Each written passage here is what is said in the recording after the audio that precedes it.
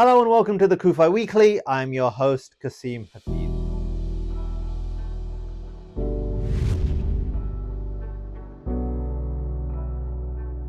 Hello and welcome to another episode of the CUFI Weekly. And as I record this, we have 3 hostages who were returned to their homes in Israel. The 3 women, Romi, Doron, and Emily, were transported from Gaza to Israel on Sunday and were reunited with their families. And those images of them being reunited with their mothers were truly emotional. Now, I want to talk about a few things leading up to the release of these 3 women. As the ceasefire agreement detailed, Hamas would release the names of the 3 people they were going to be freeing in advance of the ceasefire. Yet that deadline came and went and Hamas did not release the names. And it looked like the ceasefire itself was in jeopardy because of Hamas, just as previous negotiations had broke down because of, you guessed it, Hamas. But the names were released and the transfer took place. Now, what was really interesting for me, the Red Cross, who have really played the part of a glorified Uber service, not maintaining their responsibilities to check on hostages or even pushing for access to the hostages, they were the ones who received these 3 women in Gaza. But it was the scene of the women being transferred. There is one image, I believe, of Doron, who is being taken from Hamas captivity to a Red Cross vehicle surrounded by armed Hamas terrorists and a crowd of Gazans who are chanting. Now, even in their final moments of captivity, they are being intimidated and threatened. And if you look at this image of the woman wearing a pink sweater, the hostage, surrounded by gunmen and a crowd, it's important to remember to all those people who have torn down posters of hostages, who have chanted, "We are Hamas" in the streets of New York and Toronto, this is who you're supporting.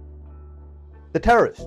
You are supporting the terrorists. You are supporting the terrorists who currently still hold a 2-year-old baby hostage. Yet this is who many people on Western campuses and Western cities have been chanting for. And here's the thing to remember. These aren't just words. Words lead to actions, and actions can have deadly consequences. And we saw that on Tuesday, when a terror attack happened in Tel Aviv, Israel, where 3 people were stabbed, and at the time of recording, they were moderately injured.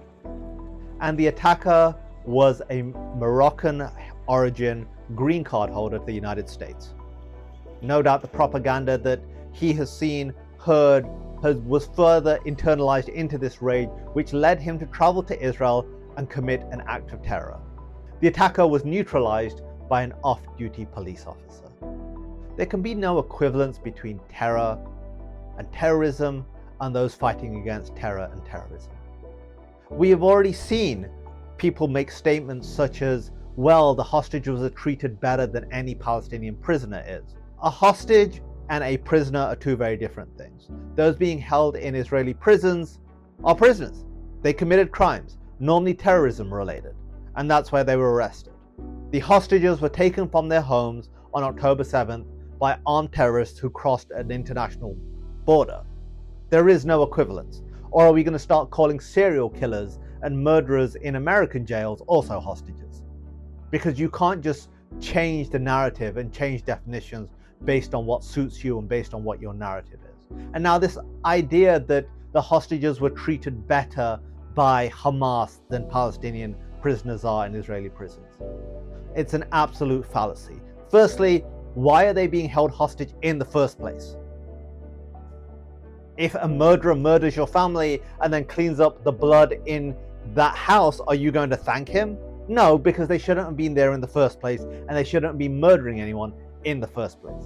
The hostages shouldn't have been taken in the first place, and they sure as anything shouldn't have been held for over 450 days. Ultimately, if you are cheering for Hamas, you're cheering for the terrorists. If you're cheering on Hamas and saying you're Hamas and cosplaying as a terrorist in New York or Toronto wearing a green headband, you're part of the problem. Hamas wrought destruction on innocent Gazans with their acts of terror.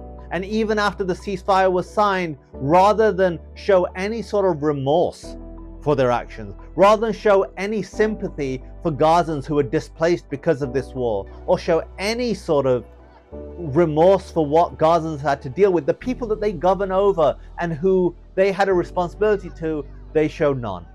While speaking from their luxury accommodations in Qatar and elsewhere, they trumpeted this as a victory and how that they would teach the October 7th massacre to future generations.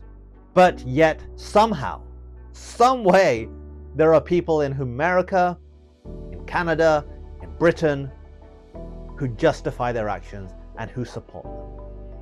I just want every single one of you to pause. Look at that picture once again in the girl in the pink sweater surrounded by armed, masked terrorists, and remember who you're supporting in that image, because it's very clear. And that is why Christians United for Israel will continue to advocate for what is right, we'll continue to speak up for the truth, and we will always stand by Israel and our Jewish brothers and sisters.